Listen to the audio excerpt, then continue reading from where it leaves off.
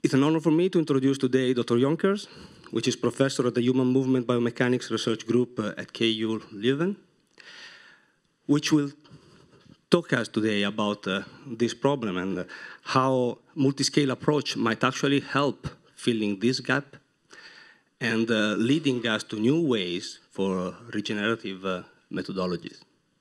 Thank you.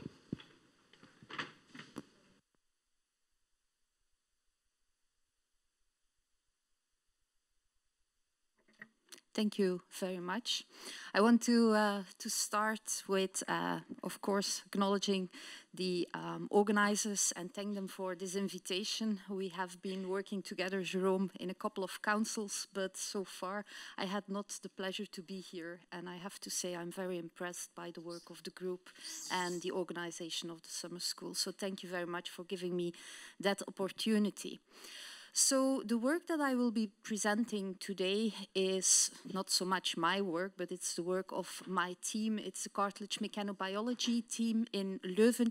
And I want to take you on an adventure that started 5 years ago, approximately. And I want to show you some of our approaches trying to highlight or untangle some of the factors contributing to degenerative joint disease, and more in particular, it will be focused in many of the applications on knee osteoarthritis.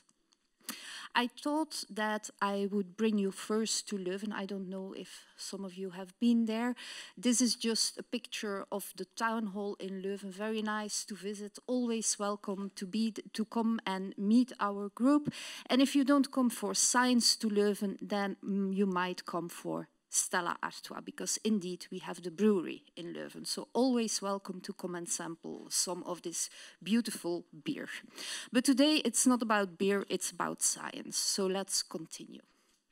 So as Rami already introduced yesterday, osteoarthritis is a very common and prevalent chronic joint disease, and millions of people worldwide are affected. And it is a whole joint disease, but the damage in the cartilage is one of the hallmarks. And patients will present with pain and loss of function. And actually, if you look at the loss of years spent with good quality, it has a major impact in society. And also because of the problem of obesity, we see that there is an increasing health burden also because people are living longer. Now, at the moment, there is no cure for osteoarthritis. So once a joint is affected, there is no way to cure the joint in itself. So the current curative interventions for osteoarthritis are limited to symptom relief. People get painkillers when they have painful episodes, or in the end stage of the disease, we can use, as Rami said, a hammer, and we can just replace the joint. But of course, that is not the best solution. And being a physical therapist by background, I would like to help these people in an early stage of the disease and try to reduce the progression of the disease as soon as possible. Now, we do know that osteoarthritis is a multifactorial disease that is affected by not only mechanical factors, but also genetic factors, obesity. There are problems with gender, age. All of these are contributing to the etiology of osteoarthritis. Now, that means that at the moment we are quite convinced that a single strategy to tackle this problem will not really be the complete answer.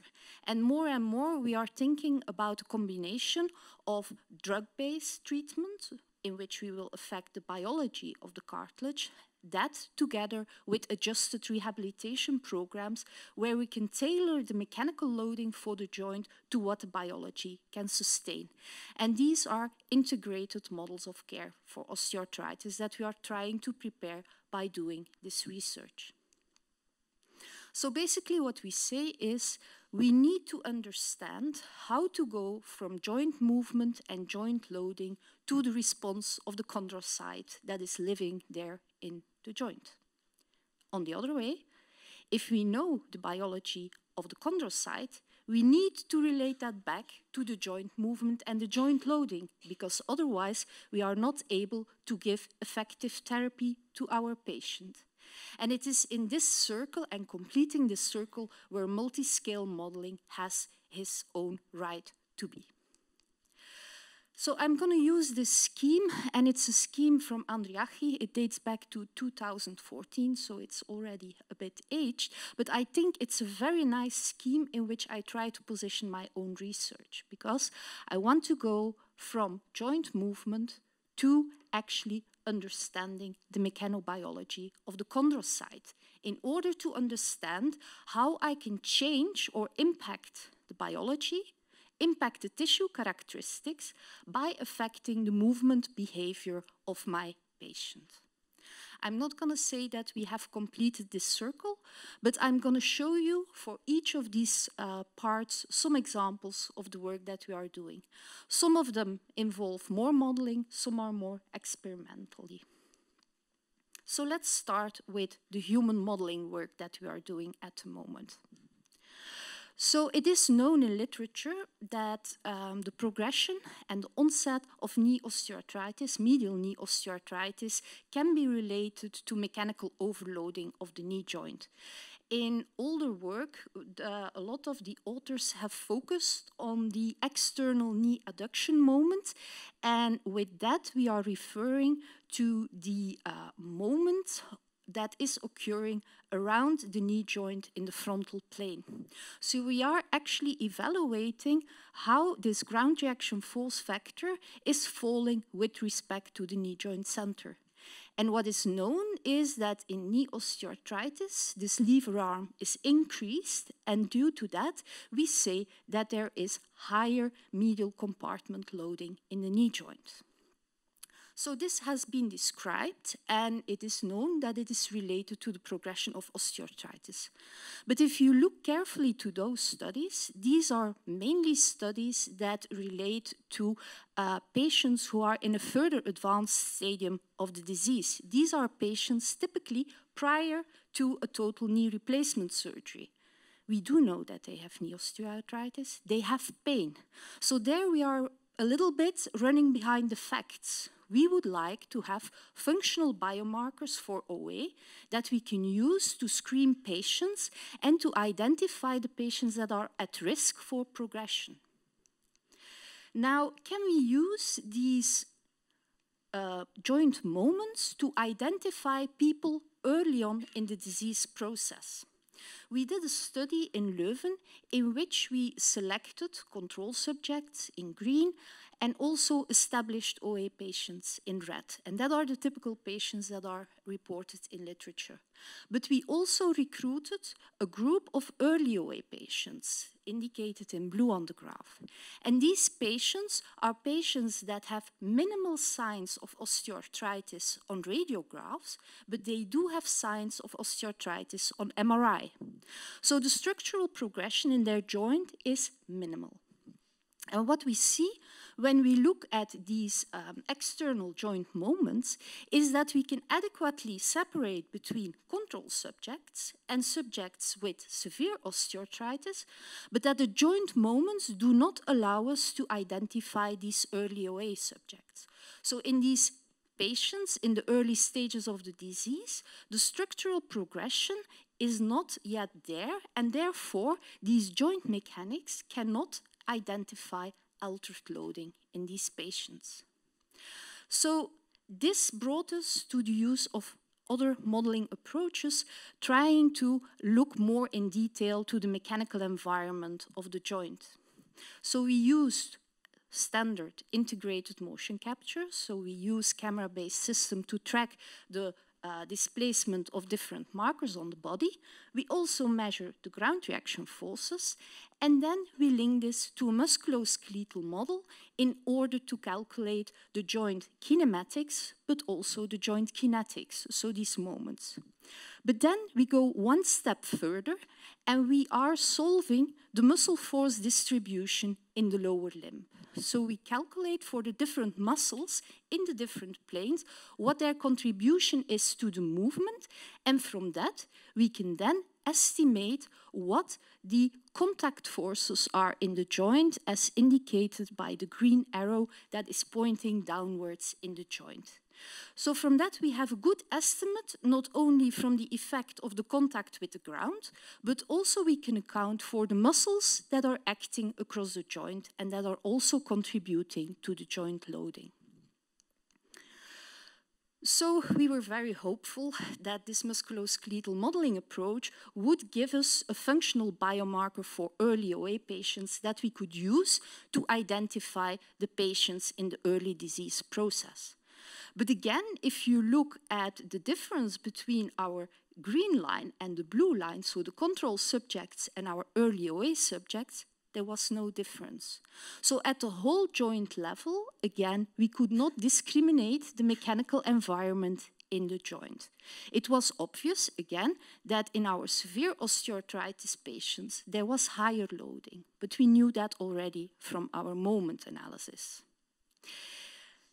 We were lucky to have a good collaboration with Colin Smith, who has been implementing a specific modeling approach in OpenSim, in which we can also account for the cartilage-to-cartilage contact, and in which we can use 6 degrees of freedom of the knee joint, and also account for the control of the ligaments around the joint.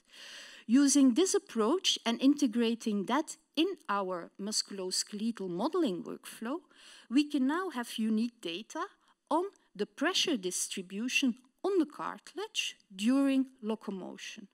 So here you see how the pressure is changing during the stance phase of gait, and you can see the evolution of the pressure magnitude indicated with the colors like in a finite element analysis, and also the location, how it changes during the stance phase of gait. So we are looking here at the contact pressure at the surface of the cartilage. We are not going into the tissue depth. For that we need finite element modeling. Now, using this approach, we are able to discriminate the knee contact force in a medial compartment and a lateral compartment knee contact force. And indeed, what we saw was that for the first time, our early OA subjects were already different from our control subjects. So also in these people with very early signs of the disease, the medial compartment loading was increased. But something that we found even more interesting was that it was not only the magnitude of the loading that was higher, but also we could see that there was a shift in the loading pattern. So here you see the established OA patients. These are control subjects, and there was indeed a shift of the area of loading during the stance phase of gait, therefore shifting the area of contact to places that might not be predisposed to these higher loading conditions. So this means that we now have a functional biomarker for early OA. Then we thought, okay, can we use this biomarker in order to identify people that are more prone to a fast progression of the disease from those who will have a slower progression? So what we did was we took the gait assessment from a baseline condition in a group of people who had a fast progression and in a group of people who did not show any change in the Kellgren-Lorentz over 2 years. And using our medial compartment contact pressure, we could indeed indicate in this subset of patients that a higher medial compartment pressure indeed characterized the progressor cohort. And the non-progressors, they did not show any significant differences with the control subjects. So using this data from a baseline evaluation, we can identify in this group of patients already those that are at risk for a fast disease progression. These would be the patients that you might consider for a more detailed follow-up or even to put them in a preventative therapeutic exercise program. Looking at the heat maps, you can also see that in our progressors, we saw this shift of the loading location compared to the controls and the non-progressing individuals. Because there's also always this debate about, is OA about loading or is it about underloading? We thought, okay, let's look just bluntly to the difference in the mean profile of our progressors and the control subjects and the non-progressors and the control subjects. Do we see overloading? Do we see underloading? And of course, this is biology, mechanics. It's not either the one or the other. There are areas in the joint where there is a clear overloading of the joint, indicated in red, but there are also other areas where there is more an underloading of the joint. And that is interesting to try to get more insight in that discrepancy. Also, what we took from this comparison is some sort of a guideline on how much do we need to change the loading in the joint in order to make someone who is on a track to be a progressor to the track of a non-progressor? How much do we need to unload the joint? And using this data, at the moment we say a reduction of about 22% is the difference between a progressor and a non-progressor. So this for us is a first indication on how much unloading that we should try to accomplish in these patients. How to do that, that's then a different question.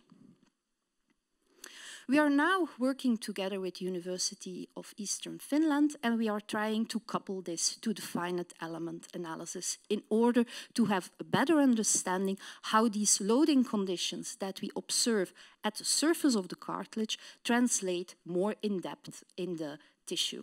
But this is work in progress, and it's PhD work of Ikram, who is also attending the summer school.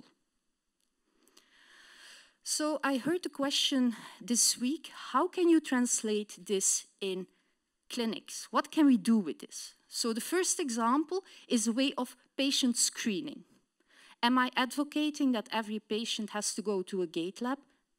No, we can discuss about that over a beer, but you can do other things, or wine is fine with me as well.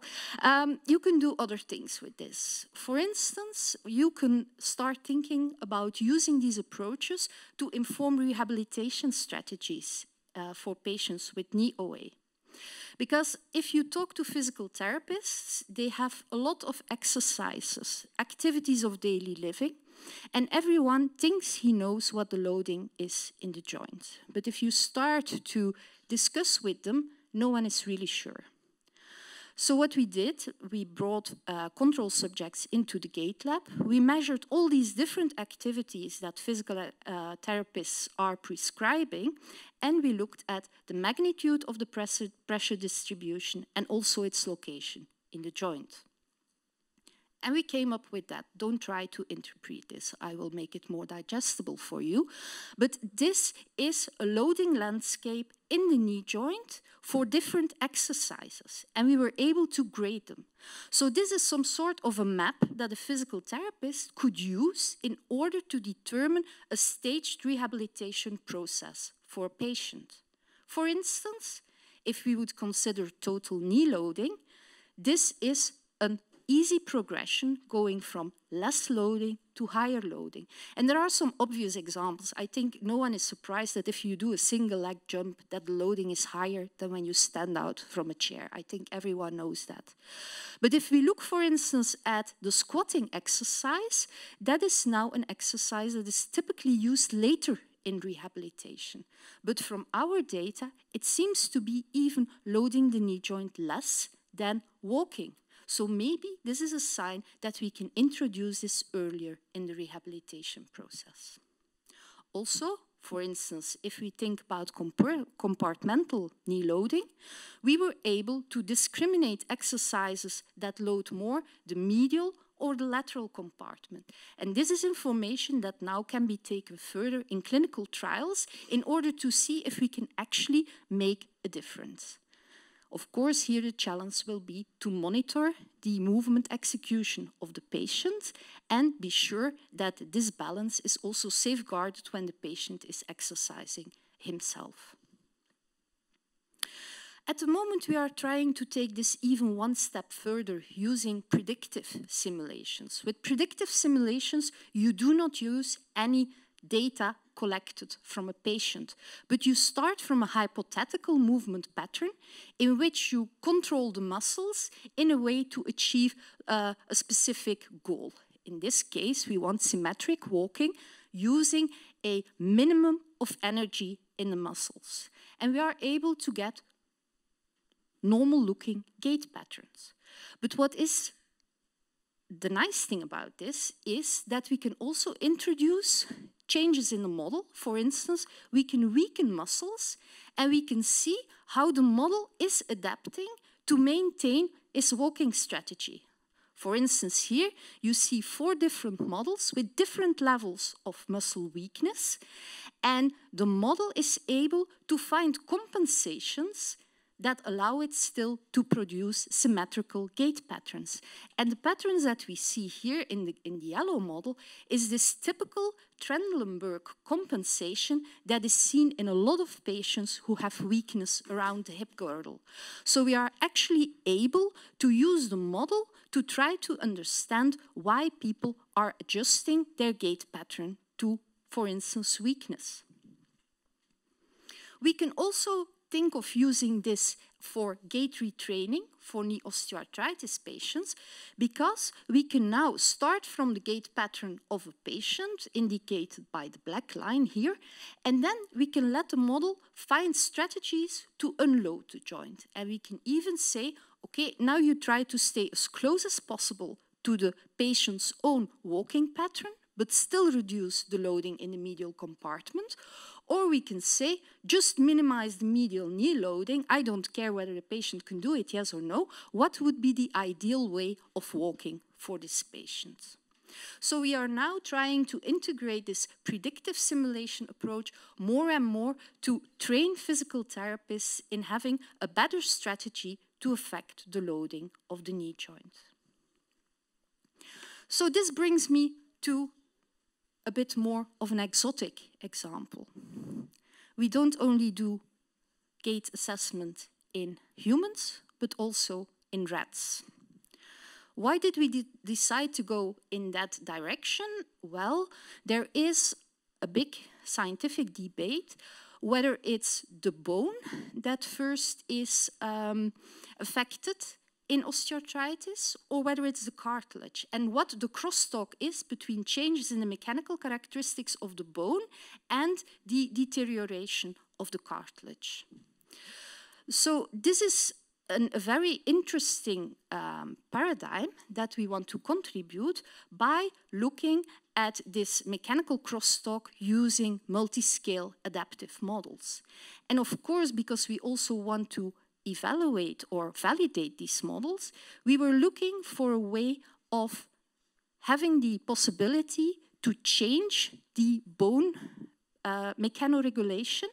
And of course, this brought us to the use of rodent models.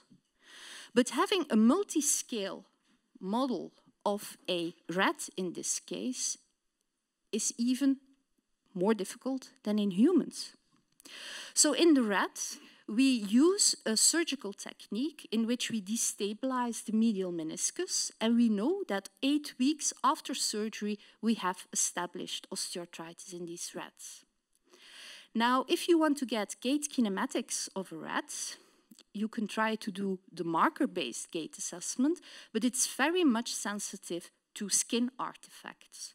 So therefore, we have been using X-ray reconstruction. I will show you in a minute, but we will be using dynamic X-rays in order to track anatomical landmarks so that we can really assess with high accuracy the changes in the joint kinematics due to the destabilization of the meniscus. And we will use this as an input to our multi-scale modeling. So the workflow is very similar to what we are doing in humans. We have our test subjects. We use a musculoskeletal model of the rat. We try to link it to the finite element analysis, and then we will compare the mechanical local loading with the tissue adaptation that we can observe using micro-CT assessments. So here you see the setup for the gait assessment. This is our rat gait lab. We have one of the participants in our study who is feeling very happy. He gets Cheerios when he walks up and down the gate path. But what is more important is that here you see 2 X-ray sources that we use to visualize the moving skeleton. And in our walkway, we also have force plates embedded.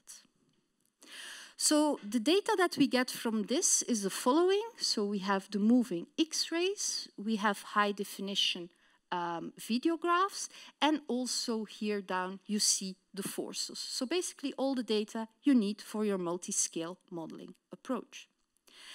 And we have been looking at the ground reaction forces in a group of rats who had sham surgery, so no intervention to the meniscus, and a group where we destabilized the meniscus. And to our own surprise, we did observe not unloading of the surgically treated knee, but there was even a slight higher vertical ground reaction force. So the animals are using the limb that has been treated. We then took the X-rays and we identified the different landmarks. This is a very tedious work, but fortunately we have machine learning that can help us out there. It's not perfect yet. We still use a lot of, well, involve a lot of master students there, but by combining the coordinates of the different landmarks, we can come to 3D coordinates, and these we can then use in combination with our musculoskeletal model. This is a published musculoskeletal model of a rat hind limb in which we have now accounted for the 3 degrees of motion in the knee joint, as what we would do in the human joint. So combining our experimental markers with the musculoskeletal model, we can now look at the changes in the different degrees of freedom of the knee. And for instance, we can see that indeed the abduction is different in the rats that have been treated with the DMM. But what we were interested in, of course, is to come to the contact forces. So we solve our muscle force distribution, and here we already see a difference between the surgically operated rats in the dashed line and the sham surgery. But what we found very interesting is that here, in contrast to what we saw in the ground reaction forces, we found for the first time a difference and an unloading story in our rats that were treated with the destabilization of the meniscus. So looking at the medial compartment loading in our rats, we now have the impression that destabilization of the medial meniscus is not overloading the medial compartment, but in contrast, there is in our data at the moment an underloading of the medial compartment, which is interesting because everyone thinks that the destabilization will lead to overloading of the medial compartment. So we are quite anxious to take this data further into a finite element model in order to look more in detail on the local tissue strains, which we will then compare with our in vivo data. So we followed all of our rats with in vivo CT, so we can look at the bone adaptation over time. And also we did high detail micro CT with contrast agents to have a good indication of the cartilage constitution in each of these rats. So this brings me to our wish to understand the joint function, not purely from the static images, but also more looking at dynamic image acquisition, using, for instance, micro MRI. we have been working on creating a quite unique setup in which we can compress cartilage plugs while imaging. So we bring our cartilage compression device into the micro MRI, and during compression of our plugs, we can then image and look at deformation fields in the cartilage. So this is a specific protocol that is called dense FISP imaging, in which we look at the deformation gradients in two different planes in order to look for functional biomarkers of cartilage mechanical function. So the type of pictures you get from this is here the displacement fields. So you have the transverse displacements, you have the axial displacements, and from that we go to the documentation of the strains. And we are mainly interested in shear strains because I've been told that shear strain would be something that cartilage does not like. So I'm very much interested in shear strain here. And in particular, in this project, we were interested to see if there was a surgical debridement of a cartilage defect, whether that would introduce excessive shear strain to the cartilage tissue, and if that could be the cause of degradation in the joint. So if you look at these strain maps and you compare them with the following, and in particular with the one at your right, the bottom one, that is the shear strain at the edge of a perfectly debrided cartilage defect. So an orthopedic surgeon would try to have such a nice edge when he is doing this debridement.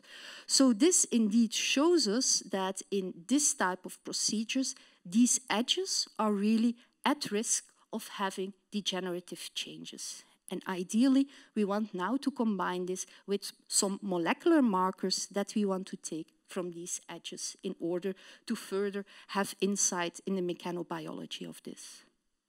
Of course, someone can say, well, yeah, there is a lot that can happen between intact cartilage and this macroscopic damage. If you talk about osteoarthritis, there are other things happening. You have collagen degradation, the proteoglycans are degrading. How does that compare? And can we also have an idea on how the mechanics are changing there? And can we do it through MRI, hoping that one day we can also do it in the whole joint of our patients, that we actually can look at the mechanical function of the joint rather than just looking at the structure and the geometry. So we have done this, and here you see, don't look too much at this in detail. What I want you to see is that these gray bars, these are the increase in the strains when we have collagen degradation and proteoglycan depletion in the cartilage, when we do enzymatic degradation. And really, if you have the combination of the collagen and proteoglycan depletion, that is where the tissue will fail mechanically.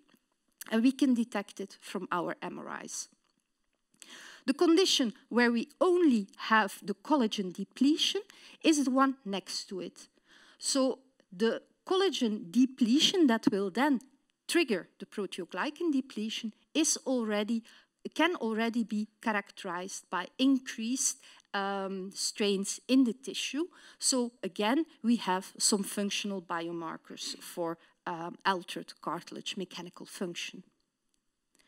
We are now trying to take these approaches further to the in vivo patient knee, and we have been looking using T2 mapping and T1 row mapping and trying to correlate this to the joint loading that we see during the gait function.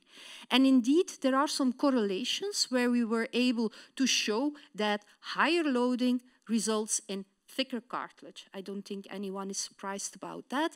But we could also see that our higher shear loading in the joint could be related to lower proteoglycan content, whereas if there is higher compressive loading in the joint, that there is higher proteoglycan and collagen content. So with these, we try to have a better understanding of the mechanobiology at the joint level that we can then also use for the evaluation of our patients.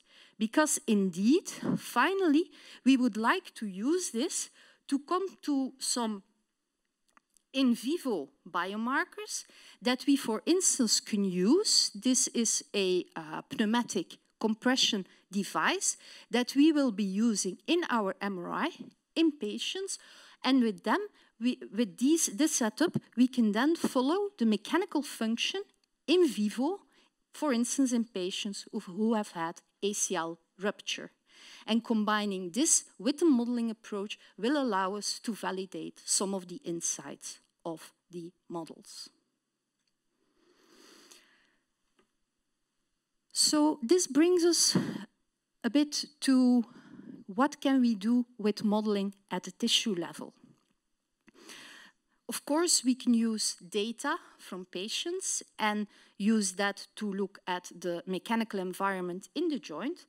But recently, and also in collaboration with a group of Rami, we have been looking at using this approach to create virtual knockouts. Because degradation of cartilage is a very complex process, and there are different things going on. We see that the collagen fibers reorient. We see that the collagen fibers are degrading. Proteoglycans are affected. There is a change in the fixed charge density. But how does this complex process is happening?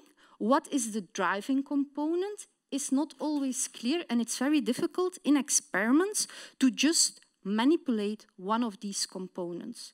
So we decided that we would use an in silico approach in order to selectively take out one of these degrading mechanisms and then look at the effect on the degeneration. And we did this for cartilage that was affected by osteoarthritis, so where the constitution was already changed, where we had less proteoglycans, where we had less collagen, and we did it for a focal defect in the cartilage. So we loaded both these cartilage plugs, and we looked at what happened in terms of degradation when we allowed, for instance, the collagen fibers to degrade, when we allowed the collagen fibers to reorient, but not allow the proteoglycan depletion in order to untangle the processes. And you might recognize here the first situation is primary osteoarthritis, where the cartilage is of an inferior quality. And the second one is secondary osteoarthritis, where we have a clear defect following, for instance, a trauma. And what we could differ from this analysis is that there are clearly different mechanisms playing in primary or secondary OA. In primary OA, we see that the collagen network, so the degradation of the collagen, is the driving factor that will cause all the negative cascades following from that. On the other hand, if we look at the defect model, there we see that the proteoglycan depletion is the triggering event that is causing local changes in the strain, and only afterwards there will be the changes in the collagen fibrils. So by using our models, we are able to untangle each of these mechanisms, and we hope that in a validation experiments, we are able to selectively enter on one of these mechanisms and show that we can, in our in vitro setup, change the progression of the damage.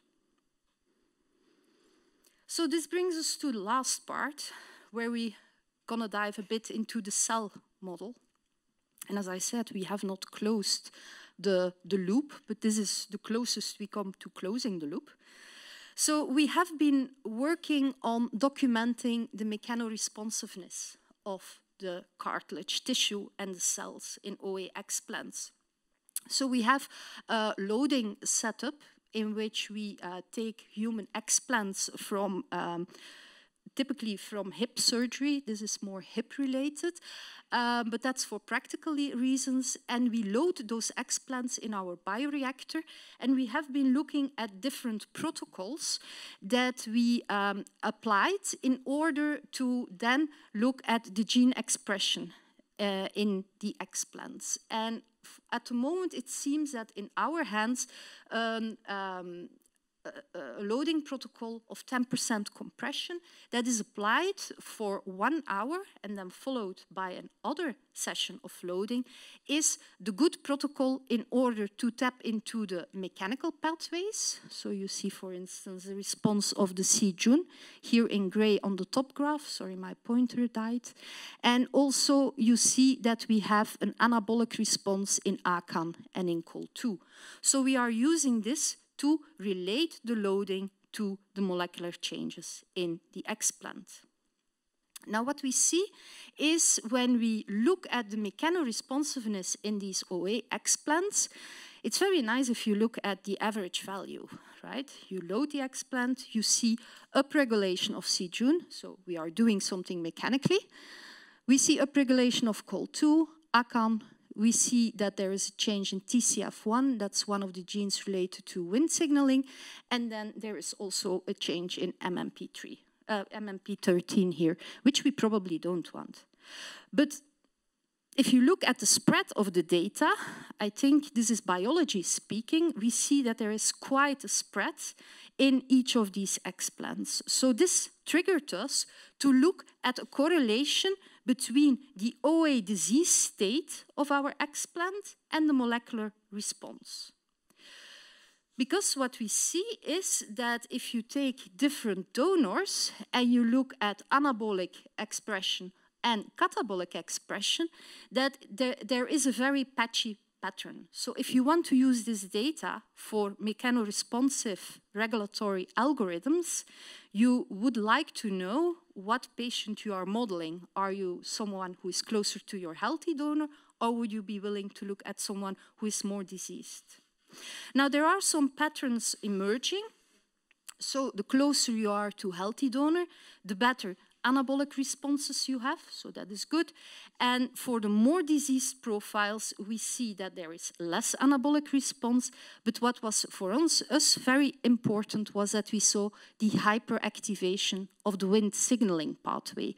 The Wnt pathway is implicated in the early onset of osteoarthritis. So we are very much triggered by that in order to look whether we can further detangle the role of the Wnt pathway in altered mechanoresponsiveness in OA, and in particular in early OA. Because of the variability in our OA explants, we decided to do it in healthy cartilage explants and to chemically come to Wnt upregulation and then load our cartilage explants. So we are then looking at the mechanoresponsiveness of Wnt upregulated cartilage. And what we were very much interested to see was that upon Wnt upregulation, the anabolic response, so we are looking on the graph to this bar, and we compare this bar is the mechanically stimulated control explant, so the healthy cartilage, and the bar next to it is the mechanically stimulated cartilage with Wnt hyperactivation. So in the presence of Wnt hyperactivation, we see that the mechanical the stimulation of the C-Jun gene is reduced. So Wnt hyperactivation seems to impede the mechanosensitive behavior of the chondrocyte. And this is then also reflected by the increased MMP13 expression in the Wnt upregulation, and also there seems to be a positive feedback loop to the TCF1 gene that shows that there is some sort of a reinforcing of the negative mechanoresponsiveness. If we then look at the anabolic genes, we see that in the normal control explants upon mechanical stimulation, there is upregulation of SOX9, COL2, and ACAN. But in our Wnt hyperactive explants, this anabolic response is decreased. There was yesterday discussion about the pericellular matrix. Well, indeed, what we also see here by looking at perlecan and COL6 is that the mechanical stimulation is causing less expression of COL6 and less expression of perlecan, which are indicators of a less optimal situation of the pericellular matrix. So this is something that we want to follow in the future. Why do we want to look at that? Well, we have discovered a new toy, and that's the last thing I'm going to present. That is, we want to look at mechanics at a cellular level. So no more rats, let's go cell. So we are using at the moment traction force microscopy, because traction force microscopy allows you to look at the force between the cell and the surrounding area, so the extracellular matrix. And what you use is you use a gel-based system in which you have beads implanted, and then you will disrupt the cytoskeleton of the cell. And using those two images, the one with disrupted cytoskeleton and the intact cytoskeleton, you can look at the displacement of these beads. So actually, you are looking at the changes in the intrinsic force generation of the cell. So what we want to show is that Wnt upregulation will affect also the force generation of the cell to the extracellular matrix. We are not yet there, but we are seeing our first tractions of chondrocytes on the extracellular matrix. So here you see a chondrocyte embedded in a packed gel that is interacting with the packed gel and having force exchange with the extracellular matrix. So for us, this would allow us to come to the cellular level and look at the forces at chondrocytes. So this is where I want to conclude an overview of what we are working on in Leuven. So if you ask me, is there relevance of this multiscale analysis when you are looking at degenerative joint disease? I hope that I've been able to show you that these model-based analyses have an added value and that you can use them to look at altered joint and tissue loading, and these have applications immediately for physiotherapy and orthopedics. Also, I think by combining experimental and model-based insights, looking, for instance, at cartilage tissue strain under loading, I think that is important as a functional biomarker of mechanical function of cartilage. And also there, I see great use of these techniques for orthopedics and tissue engineering. On the other hand, looking at chondrocyte mechanoresponsiveness is very important because I see there the future relation to exercise programs, because a lot of these biology or biological modulators are now coming into clinical trials. So we are affecting the chondrocyte biology, and we need to know how this is going to affect our rehabilitation and exercise strategies. So for me, I think I could not live without in silico approaches. I measure a lot at different scales. I didn't put the TFM in here.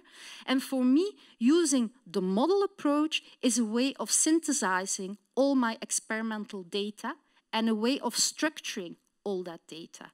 And based on this, I can then try to address some clinical questions for surgeons, for physical therapists, or I try to do some basic science. So I once had a discussion with a radiologist, and he said, why would you measure? Why would you model if you can measure it?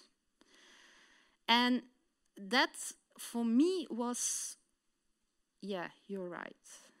But then I went back, and since then, I know I want to model because I can model the unmeasurable, and I can predict the unpredictable. And I think that now the big challenge is to bring all these model-based insights as an additional tool for medicine and convince medical doctors, physical therapists, to also try to learn from these insights. And that is why I think initiatives like the VPH, but also at KU Leuven, we have our own Institute for Physics-Based Modeling for in silico health. That is really where preparing for in silico trials of the future, that is really where we now need to start pushing and gradually introducing this into the medical community. As I said, this work is teamwork. I'm very fortunate to have very cooperative collaborators, so I really appreciate all the research we can do together. I appreciate my team members, of course, the funding sources, and you for listening. Thank you for your attention.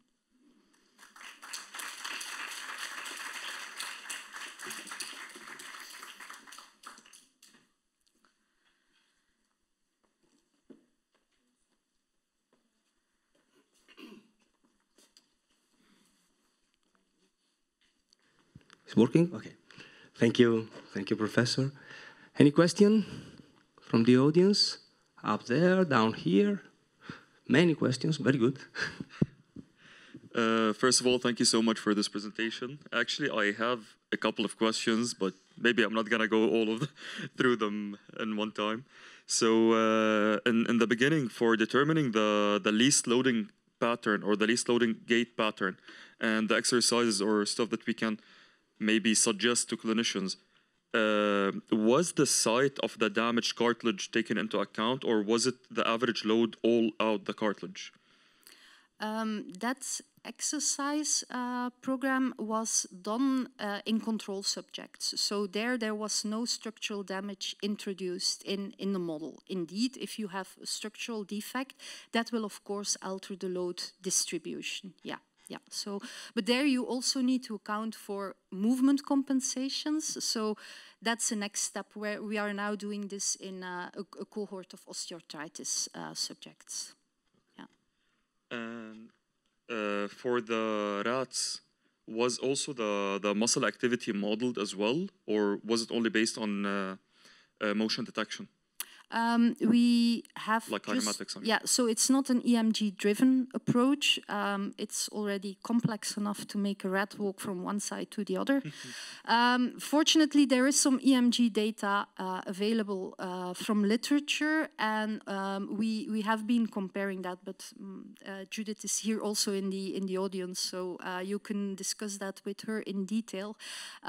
So we do look at reference activity, but it's not EMG-driven. No. Okay, thanks. I might give.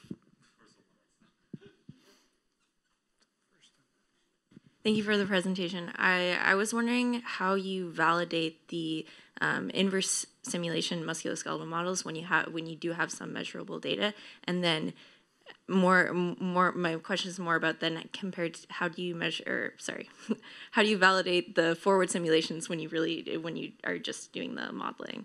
Yeah, validation is always a big hurdle. I think it really depends what you claim that you want to do. So for the inverse analysis, we have, like everyone, used the Grand Challenge data. Yeah. If I write that in a grant, they say, you cannot use that to validate it because that's an implant and you're looking at a native joint. Point taken, yeah? It's the best. That's true, but it's the best I can do, okay? So that's what we've been doing, and we are there in the normal range of what we see in literature. Also, for this specific model, there was a validation done with dynamic MRI, because the ligament balance is, of course, quite sensitive. So there were passive, there was a passive movement introduced in the model, and that was compared with the images of dynamic MRI. So we do know that ligament balancing works. And for me, that's an added value of this model, because as soon as you start tweaking geometry, you will introduce some imbalances which will affect the model outcome as well. And that's then a question, do you introduce personalized geometry? We haven't done, we are working towards that, yeah, but then comes again the validation. And then for the predictive simulation, that's hard.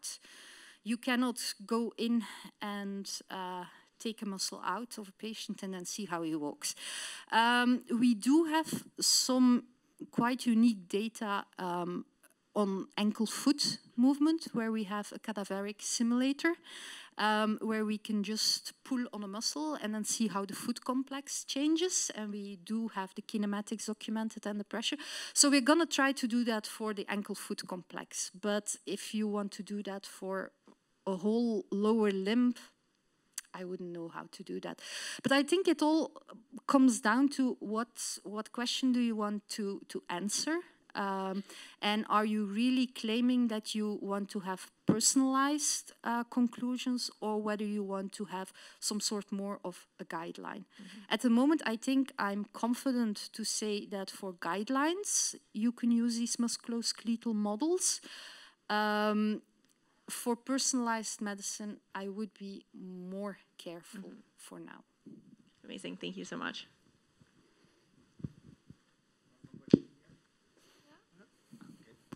Hi, I was wondering about the medial underloading in the rats. Do you think there could be some kind of a gait adaptation strategy that it happens to spare the medial side? Yeah, we are also a bit puzzled about that. And that brings us also to the EMG pattern, because, yeah, we don't know. It's difficult to ask a rat what he's doing. We know that the ground reaction forces are the same. There are subtle changes in the kinematics, and the joint moments are different. So the fact that the muscle balance comes out different in the static optimization makes sense. What we want to do is, of course, now first look, if you put this through a finite element model, whether at the tissue level this is confirmed, yes or no. Because in this rat there is a destabilization of the medial meniscus, and indeed that will cause changes in the tissue strain. So that is now the next step. But it seems that at a joint level, they are not overloading the joint. It might be compensation, but we were, well, not surprised, because this is what I wanted to show, so I'm glad that this comes out. But yeah, if this is confirmed at the tissue level, that would be, yeah, it would change a little bit what they're doing with destabilization of the meniscus. Okay, I'll check it out then when you guys finish. Thank you. It's Judith's work as well.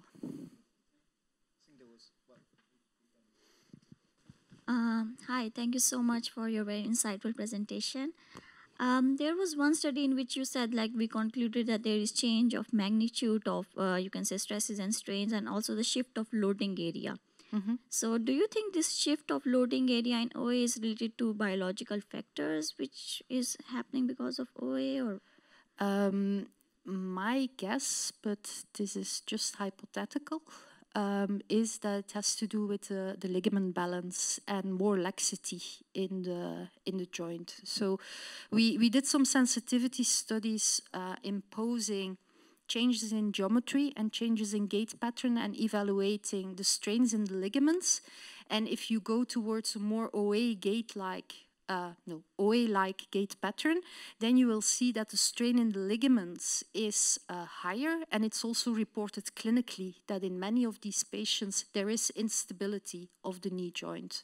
So that is also consistent with that pivoting that you see of the pattern of the pressure location. So the best way of doing that is to have a good estimate of the ligament parameters. We are using now MRI, but ideally you would measure that perioperatively and then look at that. But yeah, we haven't done that yet. Yeah.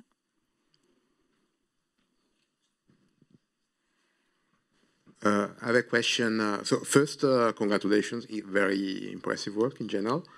I have a question about the MRI, that the protocol that you use to map the displacements and the strains. I was involved in a project years ago about the meniscus, and we did something similar, but with a sustained load. So basically, first we acquired the image without load, and then we compressed the leg and acquired again the meniscus, and we used image registration in order to calculate the displacements.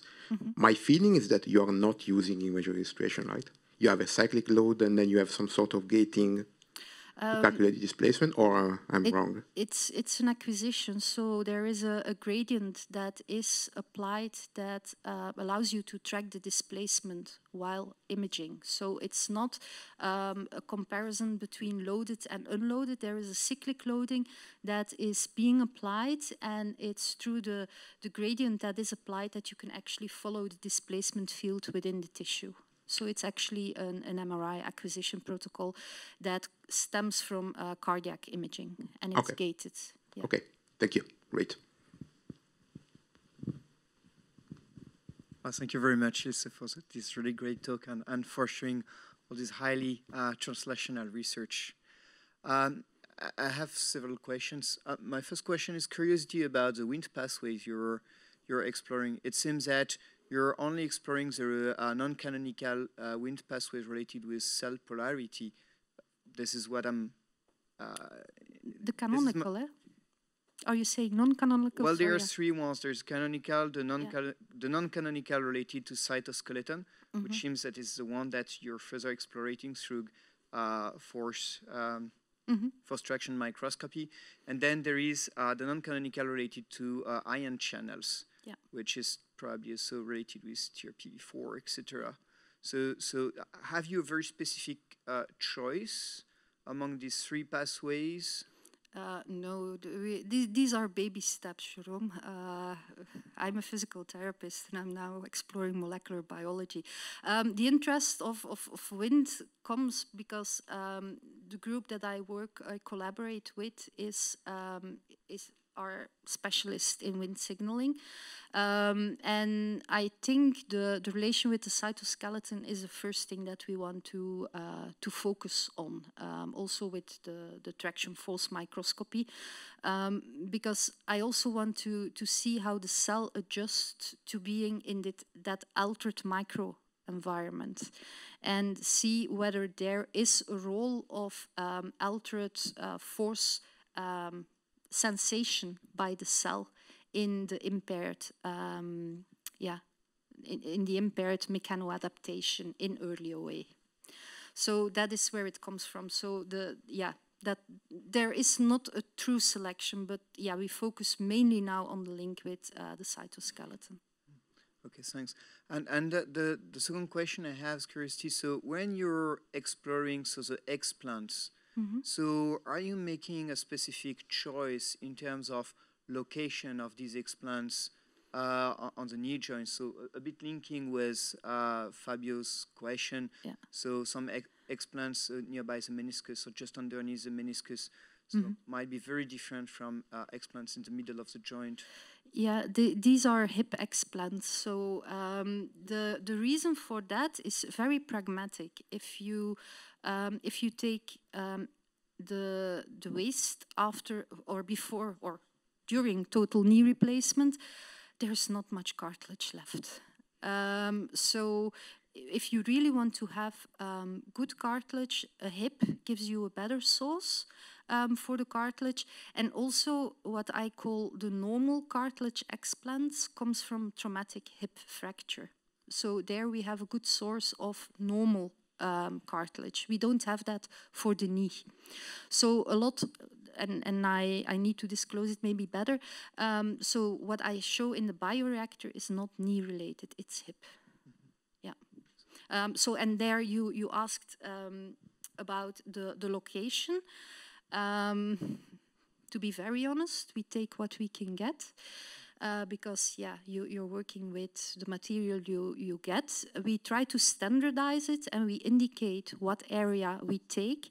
And by doing this sort of disease state quantification, we hope some studies do it by macroscopic evaluation, where they try to evaluate the damage. But we think that a molecular profiling is more relevant there. So we try to account for that by documenting the site where we take the biopsy, and then also have a molecular profile of the cell pellets that come from there. Thanks. Well, since we have time, I dare to snack a third question. It's about, so when you've presented when you have presented the musculoskeletal body scale musculoskeletal model, and you've mentioned then the possibility to use the information to re-educate gait. I'm wondering what are the true needs in terms of modeling, because every patient will have a different proprioception. So the strategy physical therapists will have to employ to re-educate gait might also require real-time monitoring and adjustment. Is that feasible at all? At the moment, there are systems that do real-time feedback underlying having some sort of a surrogate model that builds on the musculoskeletal modeling approach. But these are the very high-end systems, so that is still not something that can be done in every physical therapist's practice. But I think if you are willing to kind of give in on the quality of the estimation of the loading, for instance, in Stanford, they are now working very hard on an app that you could run on your mobile phone, where you could just do a video of your patient, and then with machine learning, you can get an estimate of the abduction moment. So at that level, there are already things in the pipeline, and I think that is not gonna well, that will come out quite soon. And then the question is, how do you provide feedback? Is it just by showing the video? Do you need to do that real time? It's also something that we are looking at, for instance, with accelerometers and giving some sensory feedback to the patients. So that's an active field of research, but it's not yet for tomorrow, I think. Thanks. Yeah, I think there is no. Thank you for your talk. And this wonderful work. And I am curious about the lower level, in the chondrocyte level, that you are studying the Wnt signaling pathway, and you then studied the response at the C-FOS gene. Mm-hmm. And I am wondering, why do you select this gene? Because it's also involved in another signaling pathways, not only in the Wnt signaling. Mm-hmm. And how do you make sure that the activation of C-FOS is just come from this Wnt signaling? Yeah, I think C-FOS was together with C-June. That's just to look at whether or not we are tapping in the mechanosensitive pathways. We have a panel of different Wnt-related genes. I can show you later more in detail. So I think C-FOS was more to show that we have a we tap in the mechanosensitive pathways. Yeah, that's not, indeed, it's not Wnt specific. Yeah. Yeah. And how do you make sure that the Wnt is activated with mechanoloadings? I didn't. The Wnt is activated by applying CHR. So it's a chemical compound that we add to the explants, and then the activation of one of the genes, the TCF1, is one that we use to check the Wnt activation. But there are different ones that there's a whole panel that we use for that. Yeah, yeah, because when I studied the mechanotransaction, the Wnt was not the first approach studied in the mechanoregulation. And I was curious about this, so thanks. Yeah, the reason that we go for Wnt, there are some drugs at the moment in clinical trials that specifically target the Wnt pathway, and that's why we also consider that. Yeah. Okay, thanks. I just have one more technical curiosity. If I'm not mistaken, you quantified proteoglycans for the cartilage? I want to, sorry? You quantify, or like you measured proteoglycans for the cartilages. I was just wondering if you also quantified the glycosaminoglycans and how you quantified them. There are different staining techniques that are being used for that, but for the details, I yeah, we can discuss over coffee. Okay. Yeah. Yeah, please. So histologically and also then through microscopy and quantification. Yeah. So more qualitative approach for that rather than quantitative. Yes. Yes, indeed. Thank you. Yeah. Yeah. Like,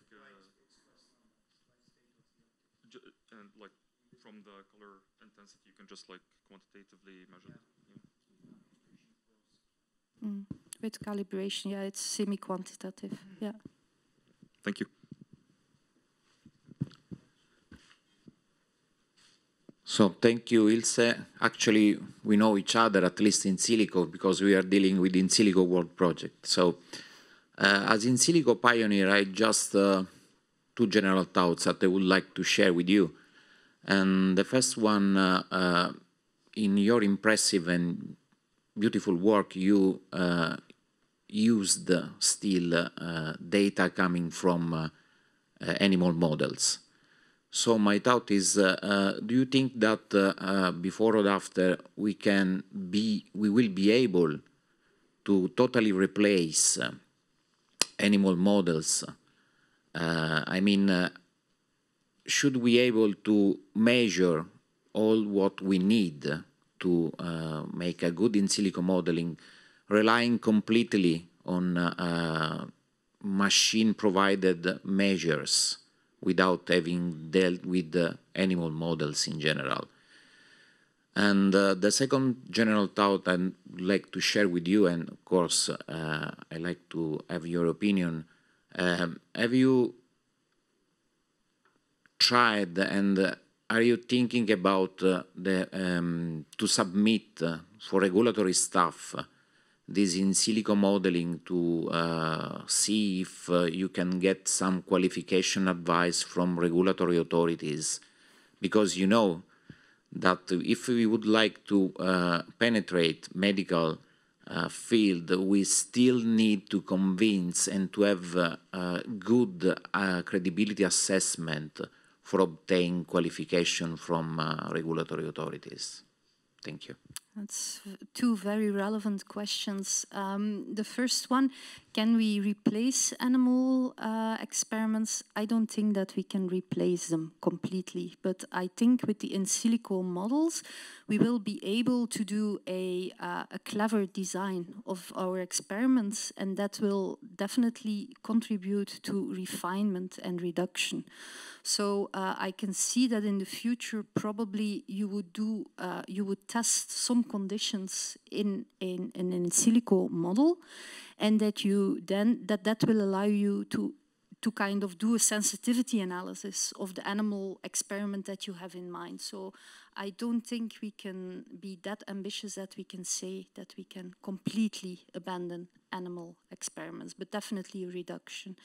And then with respect to regulatory affairs, yeah, the reason why I wanted to start this IC Health Institute is because I really want to bring them to clinics, the modeling, but law and yeah, that's not my cup of tea. So if other people want to deal with that, I'm very glad that they want to do. Unfortunately, there are some lawyers who find that very interesting. So I think that is kind of the added value that I see of bringing all that expertise together as we do in silico world. Indeed, we need to bring it to the clinics, and then you need to go through the clinical path. I'm a scientist, pur sang, so I'm interested in the validation, but how then to bring that to legal authorities, then I'd rather give it to someone else to deal with that. So yes, we need to go through that, and I think all the development that's happening there is really very useful, and for us scientists really needed, but it's not my personal interest to kind of follow that. So I think they're having good bodies that assist scientists in that process. I think that is already very valuable. Yes, I agree completely with you, and think about also to the cultural resistance that we have in when dealing with biomedical science. So, thank you. Thank you. Any more questions? Yeah. Was there another question there? Okay. Yeah, so maybe last question, and so I just wanted to comment on what Francesco said and your answer.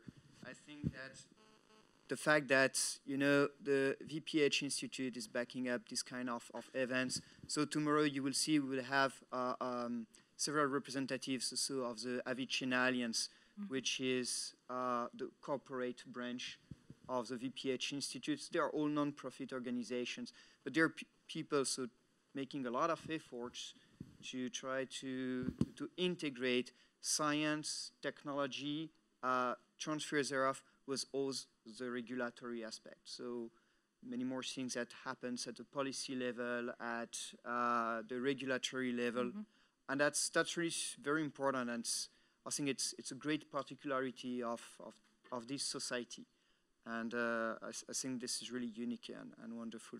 Having said that, my question is: so you told yesterday, and you also told it a bit today that, you know, you come from the field of motion analysis, physical rehabilitation, and now you've shown actually advanced computational modeling, and you're going now deep into the biology, you know, down to the regulation pathways, gene expression.